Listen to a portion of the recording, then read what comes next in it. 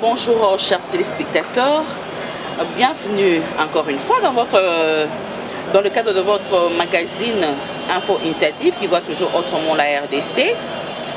Et aujourd'hui, j'ai encore le réel plaisir de recevoir Monsieur Alain Aleng, qui est, aujourd'hui je le reçois comme président national de jeunes nationalistes kabylistes.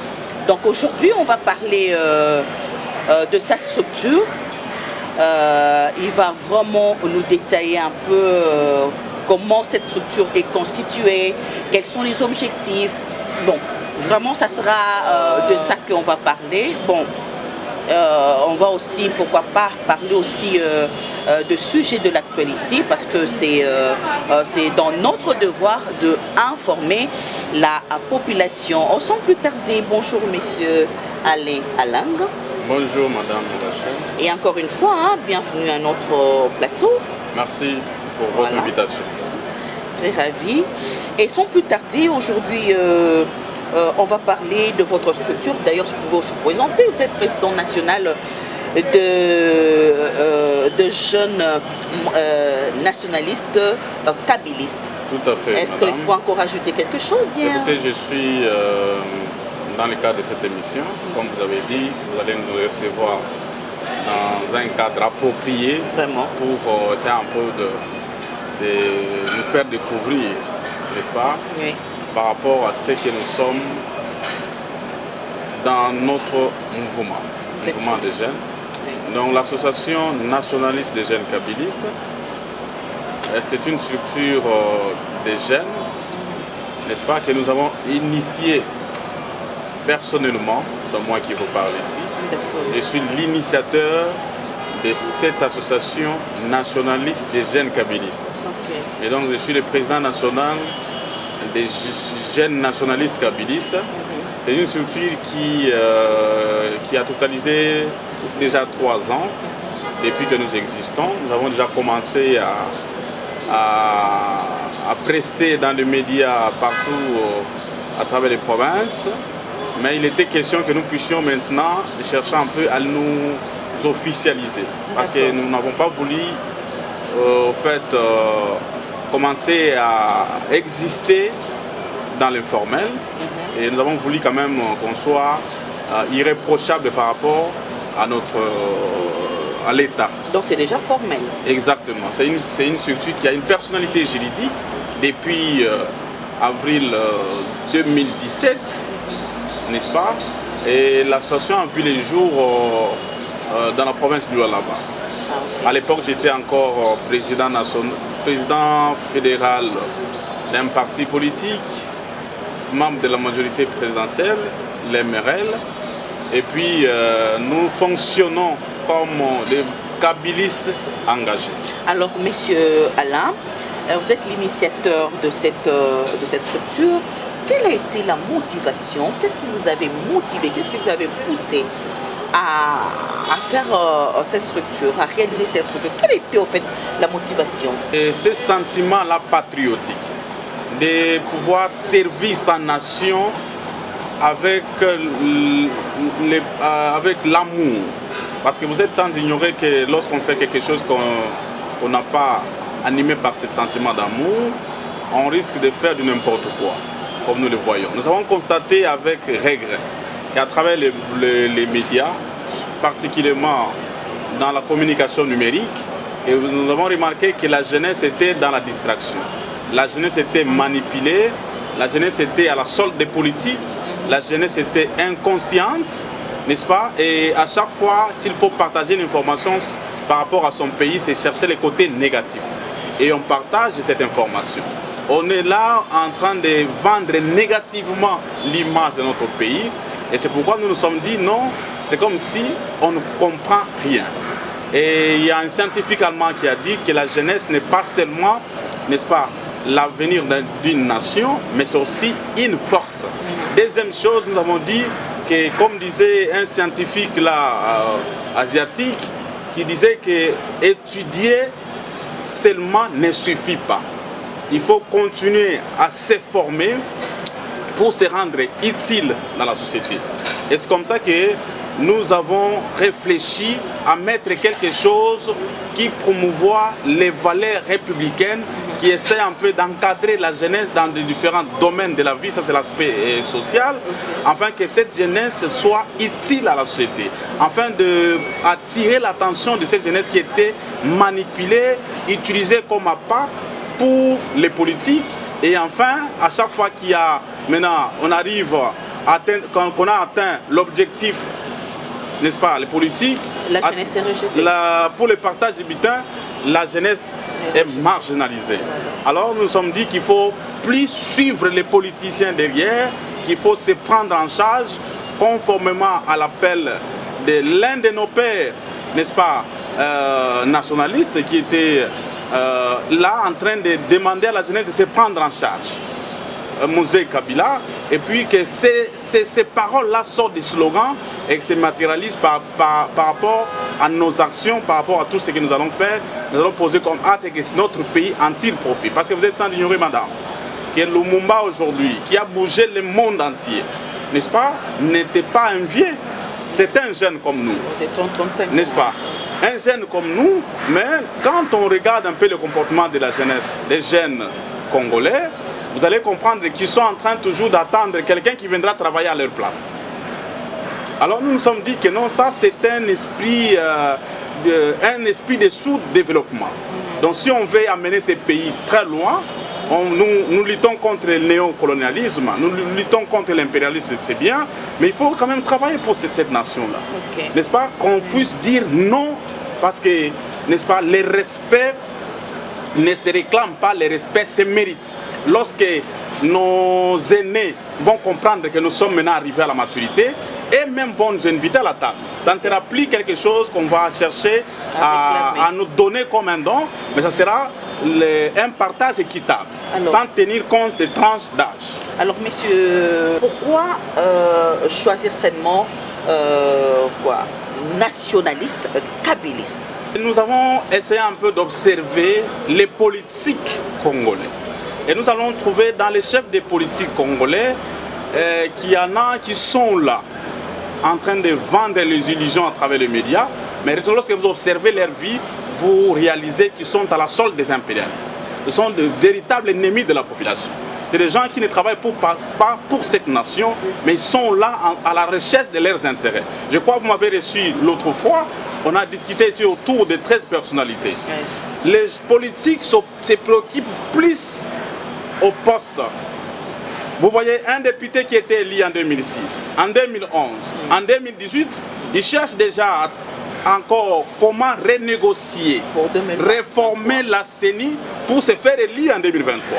Mais la question qu'on se pose, mais quand tu étais en 2010, élu, 2011, tu ne peux pas faire les bilans de ce que tu as posé comme acte au profit de cette population et voir, avant de chercher à demander maintenant encore la main de cette dernière. Mais les questions essentielles, n'est-ce pas? Les questions qui intéressent la population, les questions qui intéressent l'intérêt général, ne préoccupent pas ces acteurs politiques. C'est pourquoi nous avons compris qu'il faut venir s'identifier à celui dont la lutte politique, sa lutte, son engagement politique s'identifie à la nation. Parce que madame, nous avons eu la chance d'essayer un peu de parcourir le monde. N'est-ce pas? Nous avons parcouru le monde et vous allez comprendre qu'on est mieux que chez soi. Si vous partez en Zambie, prenez un peu le temps d'aller en Afrique du Sud. Parce que je vois encore nos amis à Kinshasa qui ont envie d'aller en Europe, tout ça. Mais posez la question à ceux qui fréquentent ces pays-là. Ils vous diront qu'ils sont en fait maltraités, marginalisés parce qu'ils ne sont pas chez eux. Donc c'est ici qu'il faut que nous puissions tous écrire notre histoire. Alors par rapport à ça, lorsque nous avons vu la lutte politique de Joseph Kabila, après l'assassinat de son père, et nous avons essayé un peu d'interroger l'histoire par rapport à ce que faisaient Lumumba et les autres, et nous nous sommes dit qu'il faut s'identifier à celui qui manifeste son amour par rapport à son pays. Et c'est comme ça que nous nous sommes, on espère, décidés d'être identifiés à Joseph Kabila. Mais là, ça ne nous suffit pas. En dehors de l'homme Kabila, il y a en fait la nation congolaise. Et ce courant-là, nationaliste, s'identifie par rapport aux actions en faveur de la population. Et donc, nous nous sommes dit qu'en dehors d'être kabilistes, il faut qu'on s'identifie clairement à la nation. C'est pourquoi nous sommes jeunes nationalistes kabilistes. Voyez un peu, nous ne sommes pas seulement jeunes kabilistes, mais nous sommes jeunes nationalistes kabilistes. Donc, le kabilisme, c'est l'identité politique. Mais la nation, c'est ce qui nous préoccupe plus. Parce que notre mentor politique, le patriarche Joseph Kabila, nous a toujours conseillé de plus travailler pour le pays et non pour les individus. Alors, voilà un peu les motivations par rapport à notre appellation, n'est-ce pas? Oh, voilà. Jeunes nationalistes kabilistes. Vous savez, c'est un courant, hein? C'est un courant.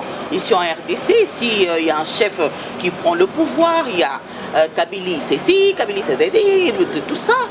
Et vous, aujourd'hui, vous avez pris Joseph Kabila, le président honoraire, comme modèle à suivre. Tout à fait. Aujourd'hui, il n'est plus président de la République, il est le sénateur à vie. Et je ne sais pas, 2023, 2005, je ne sais pas, est-ce que vous resterez? Est-ce que votre structure aura toujours cette connotation-là de jeunes kabilistes qui suivront toujours ces idées, peut-être entre guillemets, s'ils ne rentrent plus au pouvoir? La question mérite bien d'être posée. Yeah. Parce qu'en son temps, lorsque nous avons signé la sortie officielle de cette association, et c'est les questions qui s'est défilé. Tous les journalistes voulaient nous interviewer en tant que porte-parole de cette structure pour demander que nous étions derrière Kabila parce qu'il était au pouvoir. Ça, c'est en 2017. Et nous avons démontré que notre engagement n'avait rien à voir avec toutes ces choses, donc c'est-à-dire que je qualifie de la corruption morale. Okay. Parce que moi qui vous dis ici, je suis kabiliste né, pur sang. N'est-ce pas? Et je n'ai jamais été dans un cabinet politique depuis l'histoire de ma vie. Okay. Jamais. Si quelqu'un, que tu rencontres quelqu'un en route qui te dit que non, j'ai été son ministre, j'ai été en fait conseiller, tout ça, dis-lui que c'est un mensonge pur et simple. Je n'ai jamais été dans un cabinet politique de qui que ce soit. Je n'ai jamais été dans une entreprise publique. Je n'ai jamais été dans une organisation, n'est-ce pas, du quartier, d'une avenue ou qui que ce soit, dans les comptes kabilistes. Je ne l'ai jamais été, n'est-ce pas? Mais j'ai toujours été motivé par les actions de Joseph Kabila, n'est-ce pas? Parce qu'en fait, c'est le pays qui gagne. Ce n'est pas la personne. Le temps où il disait qu'il va respecter la Constitution, personne ne l'a cru. Mais après les élections, aujourd'hui, il n'est plus au pouvoir. Et donc, aujourd'hui, nous parlons de Joseph Kabila qui n'est plus président de la République. N'est-ce pas? Je crois que peut-être qu'il y a des associations opportunistes, n'est-ce pas, qui naissent pour des intérêts pécuniaires, n'est-ce pas? Ce n'est pas nous. Nous nous identifions à la nation, madame. Nous nous identifions à la nation puisque nous savons que les hommes passent, mais la nation reste. Nous sommes là et nous allons aussi écrire notre histoire aux côtés de Joseph Kabila, mais pour l'intérêt de la population. Nous n'avons rien à voir avec tout ce qu'il y a comme lucre, n'est-ce pas? Comme profit direct. Nous voulons nous inscrire dans les temps. Parce qu'en fait, je suis un père de famille, n'est-ce pas? Demain, je ne serai pas là. Mes enfants sont congolais. Et ces enfants ont droit à une vie meilleure. Lorsque je voyage, par exemple, je pars en Chine, vous êtes aux États-Unis, en France, voir quand même les niveaux de vie de la population, ça me révolte un peu. Je me dis, mais en fait, quand même, Dieu n'a pas créé des hommes et des sous-hommes. Nous sommes tous des hommes créés à l'image de Dieu et nous avons droit aussi à la vie qui mérite. N'est-ce pas, madame? C'est en fait ça, l'essence de notre engagement. Notre engagement ne s'inscrit pas dans les va-vite où on cherche un peu à se retrouver d'une année à une autre. Non. Nous réalisons en fait que nous sommes politiques, n'est-ce pas? Mais que les ambitions personnelles ne priment pas trop par rapport à l'intérêt général. Je crois que c'est ça notre lutte et on n'a rien à voir avec que notre autorité morale soit président de la République ou pas, non, nous restons. Parce que l'histoire nous a donné raison. Voilà. Aujourd'hui, il n'est plus au pouvoir, mais nous sommes toujours derrière lui. On en parlera. Merci. Aujourd'hui, vous avez énuméré quelque chose de très important au début là, et qu'aujourd'hui les jeunes sont marginalisés. Alors vous, dans votre structure, comment encadrez-vous des jeunes? Comment ça se passe? Alors, donc le volet social de notre association, où nous disons que nous avons en fait des experts dans plusieurs domaines. Nous organisons des formations pour essayer un peu de responsabiliser les jeunes par rapport à leur vie, pour leur dire que il faut se former pour être utile dans la société. La société qui est la nation congolaise. Parce que de toute façon, nous allons tous nous retrouver. Lorsqu'on forme quelqu'un et que demain, cette personne-là qui a été formée par nous, nous comme Congolais, et commence à travailler, il va payer ses impôts et taxes et nous allons bénéficier à travers des routes, n'est-ce pas, qu'on va construire par rapport à son argent. Et c'est comme ça, donc rien ne perd, rien ne se perd, rien ne se gagne. Alors, nous organisons des formations au sein de notre structure pour en fait, encadrer la jeunesse dans les différents domaines. Et comme nous sommes implantés dans toutes les provinces de la RDC, c'est-à-dire que l'encadrement va par rapport aux richesses de chaque coin. Par exemple, je donne l'exemple ici, dans le Congo central. Nous formons la jeunesse de l'autre côté, nous les encadrons par rapport à ce qu'il y a comme richesse, n'est-ce pas? L'agriculture, ainsi de suite. Si vous partez par exemple au Katanga, là c'est l'exploitation minière. Nous formons les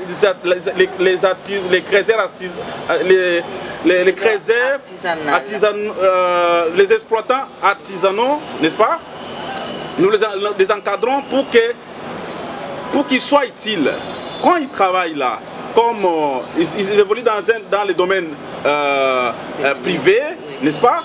Pour que ce qu'ils gagnent là, qu'ils ne puissent pas commencer à dépenser comme ça, mais qu'on puisse orienter les paix là qu'ils gagnent par rapport à leur travail, afin que demain, parce que ce n'est pas chaque jour qu'on est en bonne santé, pour que demain, ils peuvent maintenant aussi prendre cet argent et affecter ça dans un autre domaine commercial pour que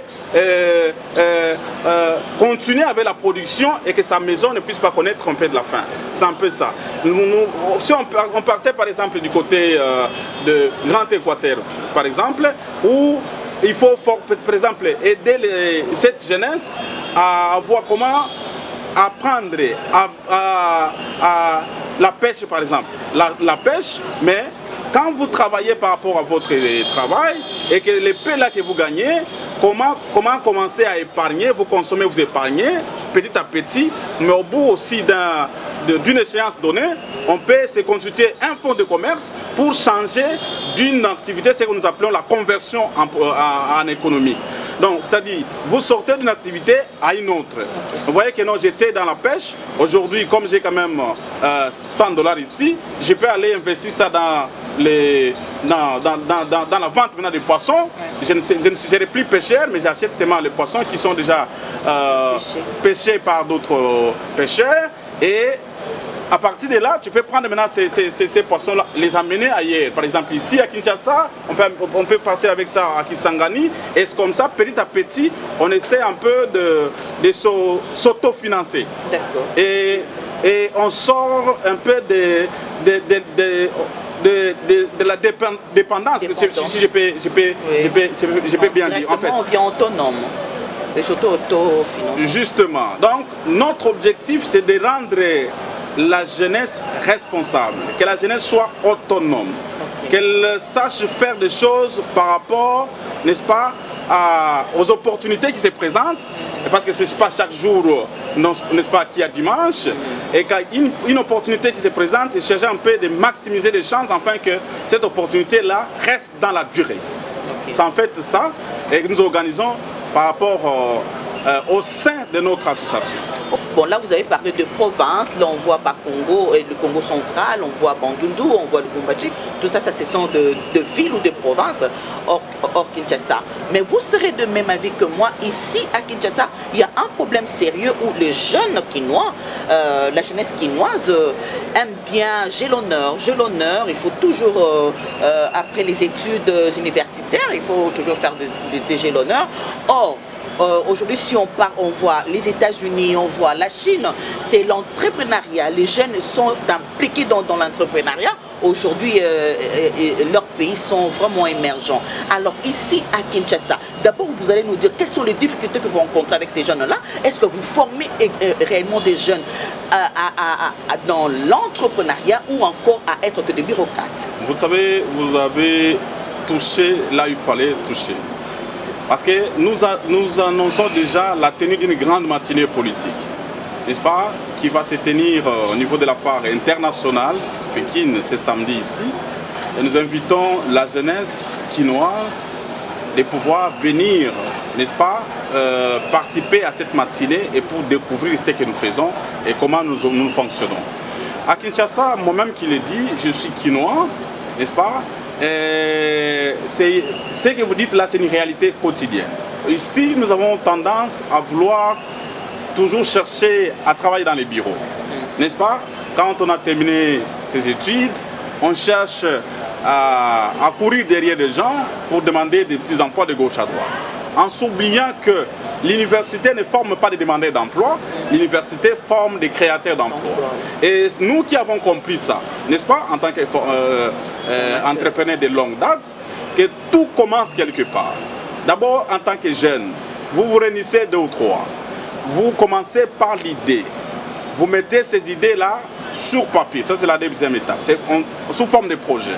Et quand vous avez ces projets-là, vous cherchez comment obtenir le financement afin de matérialiser maintenant ces projets-là. Voyez un peu. C'est tout un processus. Lorsque vous respectez que vous êtes discipliné et vous n'êtes pas distrait dans des petites choses aléatoires, vous allez voir que ça va réussir. Et donc, nous, au niveau de notre association, nous avons des techniques, n'est-ce pas, appropriées par rapport à ça, parce que nous avons des experts en économie, nous avons des experts, n'est-ce pas, en management des entreprises, pour qui vont aider la jeunesse kinoise de pouvoir comprendre comment s'autofinancer, comment se mettre autour d'une idée ensemble avec des amis, n'est-ce pas, une idée qui va demain vous engendrer quelque chose, une unité de production. Voyez un peu. Alors, c'est parce que tout le monde doit travailler dans un bureau, n'est-ce pas? Et mon professeur à l'université me disait toujours qu'un pays en voie de développement n'a pas besoin n'a pas besoin seulement de gens qui parlent à la télévision, excusez-moi, n'a pas besoin seulement de gens des juristes, n'est-ce pas? Donc les gens qui parlent seulement le français. Un pays qui veut se développer travaille avec des techniciens. Oui. Les gens qui n'ont pas fait de longues études, mais des praticiens, n'est-ce pas? Les technocrates, comme on les appelle aujourd'hui. Donc, les chauffeurs, n'est-ce pas? Les couturiers.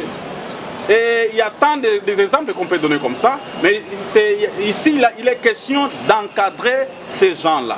Il est question de les responsabiliser devant l'histoire, afin que demain, le peu de travail là qu'il fait, qu'il puisse orienter son argent dans une affaire qui sera rentable par rapport à son avenir économique. C'est un peu ça. C'est ça l'importance même de notre souci par rapport à la vision que nous donnons, n'est-ce pas? Et nous cherchons quand même que la personne, malgré son âge, soit utile pour sa société. Donc c'est justement ça. Vous organisez une activité les samedis, vous avez juste survolé, c'est comme pour nous parler un peu les longs et larges, comment ça va se passer. Vous pouvez aussi profiter de notre micro. En fait, l'organisation de cette activité que nous avons dénommée Matinée politique des jeunes nationalistes kabylistes, où le thème est l'importance de la consolidation des acquis démocratiques partant de l'alternance politique au sommet de l'État. Madame, si vous lisez la Constitution, n'est-ce pas? Et en interrogeant l'histoire, comment notre pays a évolué après son accession à l'indépendance, vous allez comprendre que nous avons été victimes des traitements dictatoriaux partant de nos comportements. Notre comportement, en fait, je peux dire, nous, la population. Parce que un président qui est en fonction, qui, après avoir réalisé qu'une fois que je respecte la constitution, que je ne suis plus au pouvoir, je serai sujet des attaques inutiles. Je serai sujet des injures. Et ce monsieur-là va faire quoi? Il va se cramponner au pouvoir. Oui. N'est-ce pas? Par peur d'être lynché par cette population. Ah, sûrement, il avait mal. L'innovation. Écoutez, madame. Partout au monde, il y a toujours des failles. Il n'y a pas une gestion saine. La politique, telle qu'elle est faite, il est difficile d'avoir une gestion saine. Mais dans une perspective, on cherche à conserver, n'est-ce pas, cet idéal-là démocratique où un président élu respecte ses deux mandats successifs et après il se repose. Voilà. Je crois qu'on doit développer plus la culture de s'accepter. Hein? De s'accepter, accepter l'opinion contraire. Et l'objectif de cette matinée, c'est juste pour essayer un peu de sensibiliser la jeunesse. Okay. N'est-ce pas la jeunesse quinoise, de pouvoir cultiver la paix dans leurs actions politiques. Éviter des provocations inutiles. Madame, vous êtes journaliste.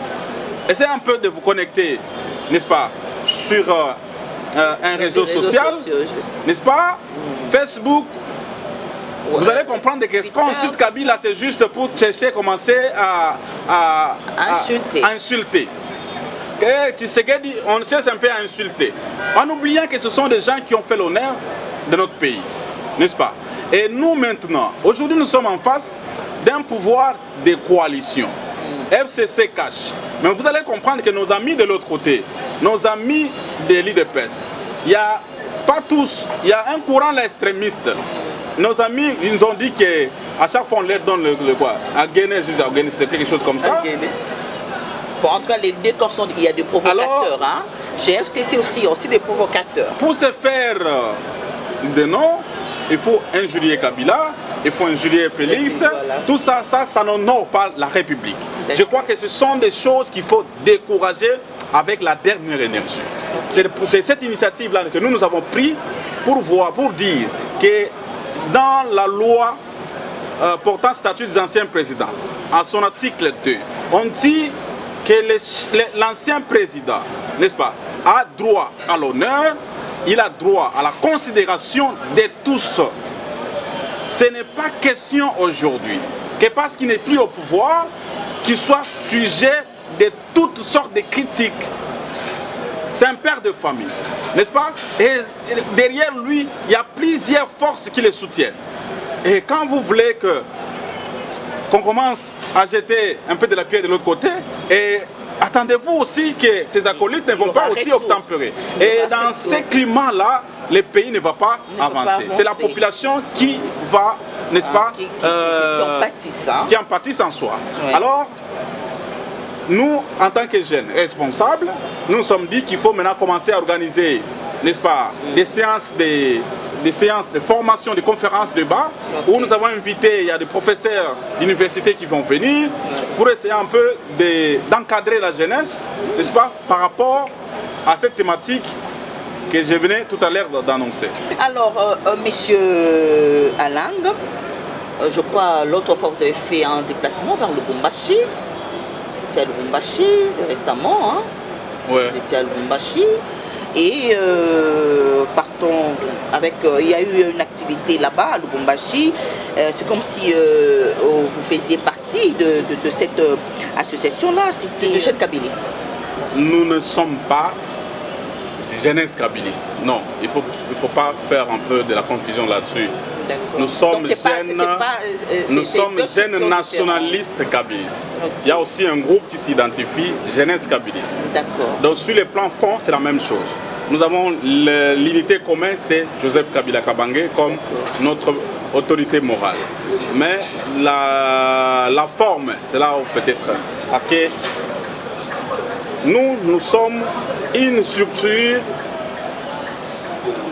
purement des jeunes. N'est-ce pas? Nous ne sommes pas une structure qui s'identifie dans le... je peux dire, nous ne sommes pas une structure en fait motivée par des ambitions politiciennes. Nous sommes une structure purement des jeunes, comme je vous l'ai dit. C'est une structure qui nous est personnellement. Ce n'est pas quelque chose de fabrication, n'est-ce pas? Parce qu'en fait, je l'ai dit tout à l'heure, que les jeunes nationalistes kabylistes, c'est en fait une structure d'appui aux actions du PPRD. N'est-ce pas? En tant que membre d'un parti politique, nous sommes une structure d'appui aux actions du PPRD. Nous ne faisons partie d'aucune autre organisation en dehors du PPRD, parti politique de Joseph Kabila, d'aucune autre organisation en dehors du FCC qui est la plateforme politique de Joseph Kabila. Et en dehors de ça, tous ceux qui s'identifient kabylistes sont frères. Donc il n'y a aucun problème là-dessus. Mais pour répondre à votre question... On peut aussi vous voir de l'autre côté. Pour répondre à votre question, madame, nous ne sommes pas de la jeunesse kabyliste. Et nous voir de l'autre côté, je peux dire oui ou non. Non, pourquoi? Parce que nous sommes républicains. Dans Joseph Kabila, c'est la discipline républicaine. Dès lors que nous sommes identifiés dans un parti politique, on ne fait pas de l'apologie pour aller s'identifier dans plusieurs structures avec les mêmes individus. N'est-ce pas? Quand vous regardez un peu le fonctionnement de quoi? Des partis politiques aujourd'hui, ça laisse à désirer. Une seule personne avec plusieurs structures, avec les mêmes individus. Je crois qu'aujourd'hui, Joseph Kabila a besoin des jeunes sains, des jeunes qui acceptent son idéologie, pas par profit, mais qui acceptent son idéologie en tant qu'un patrimoine politique de la RDC. Voyez un peu, c'est quelqu'un qui a quand même marqué son histoire. Et aujourd'hui, nous la vocation, nous, jeunes nationalistes kabylistes, nous avons la vocation d'aller vers ceux qui étaient de l'autre côté pour les amener au PPRD. Et non le contraire. C'est aller vers ceux qui n'étaient pas PPRD, les amener au PPRD. Je crois que ça, c'est la nuance qu'il faut retenir, mais ensemble, dans l'ensemble, nous sommes la même chose en tant que Congolais, en tant que Kabylistes. Juste un sujet politique que nous voulons vous entendre, hein. Vous pouvez nous donner votre point de vue par rapport, bon ça se dit, il y a de milices vers Kingabwa, il y a des jeunes qui sont là en train de se préparer, je ne sais pas moi, de milices. Comment trouvez-vous cela et comment analysez-vous par rapport à cela? Est-ce qu'un pays de droit ou un pays, il y a toutes les institutions, est-ce que l'armée a prévu ces genres de petits groupes qui se préparent, je ne sais pas pour attaquer qui? Madame, dans le code pénal militaire, il est strictement interdit à qui que ce soit de former une milice, au risque d'être traité de la haute trahison, d'être sanctionné par rapport à ça. Nous avons tous été, n'est-ce pas, informés de ces dossiers des milices au niveau de Kingabwa et nous avons entendu les gens passer à la télévision pour dire que ce n'était pas une milice, c'était des militants d'un parti politique et ainsi de suite, l'IDPS il semblerait.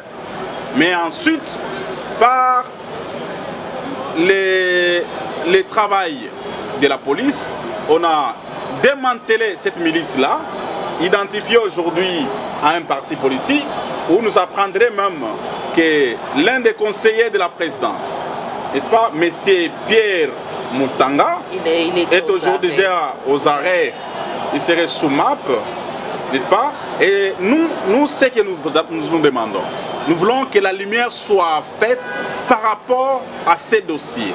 Nous demanderons d'ailleurs que ces procès-là soient télévisés pour que tout le monde soit fixé quant à ça. Mais monsieur Alain, soyons quand même honnêtes. et réfléchir. Tout à fait.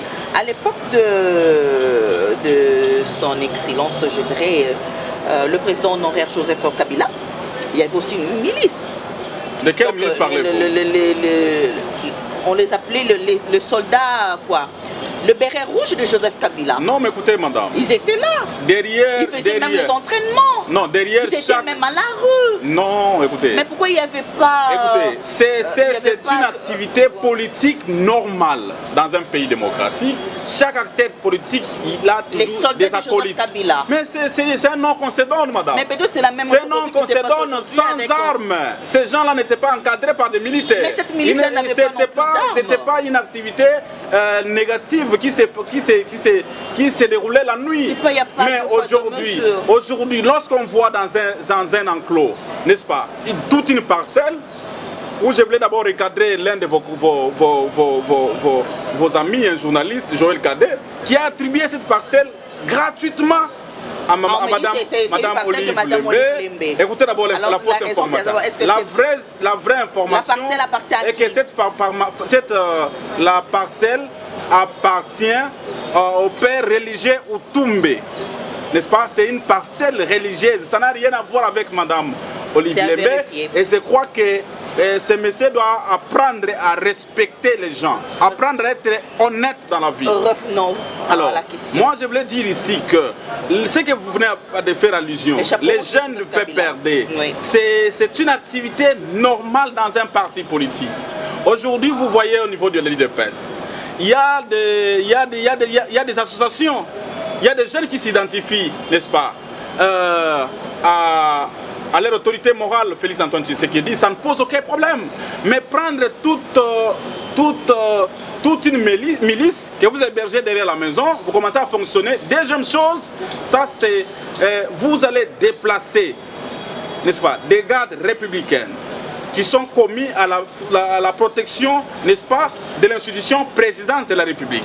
Vous les déplacez, n'est-ce pas? C'est une désertion, vous les déplacez de lieu de leur travail pour commencer à surveiller, n'est-ce pas, des gens qui s'entraînent. Écoutez, madame, nos amis de l'IDPS doivent comprendre que Félix Antoine Tshisekedi, président de la République, n'est plus militant de ces partis-là. Il a déjà signé un pacte avec le peuple. Le peuple l'a déjà pris. Il est pris par le peuple pour un mandat de 5 ans. Donc, il reviendra chez eux là-bas qu'en 2023. N'est-ce pas? Si la population n'inspire plus confiance, à ce moment-là, ils peuvent former qui que ce soit pour les garder. Aujourd'hui, il est protégé par l'armée, il est protégé par la police, n'est-ce pas, nationale. Il est aberrant par excès des ailes de chercher aujourd'hui à former un mouvement insurrectionnel, n'est-ce pas? Et commencer à jouer en longueur de journée. Nous condamnons ça avec la dernière énergie. Et nous demandons à ce que nos autorités puissent s'impliquer et que ce procès-là soit télévisé, afin que tous ceux qui s'aventurent de gauche à droite, n'est-ce pas, puissent se servir de ces dossiers-là comme exemplaires. Je crois, madame, c'est important. Il faut que la population soit informée et que ramasser des informations de gauche à droite comme nous le voyons, ce n'est pas une bonne chose. Le tout dernier mot de M. Alain, que nous clôturons cette émission. Je pense qu'il sera encore les nôtres très prochainement. Voilà, et je vous fixe déjà un autre rendez-vous. Hein. C'est pour très bientôt avec un autre sujet. Merci, à la prochaine, Inch'Allah.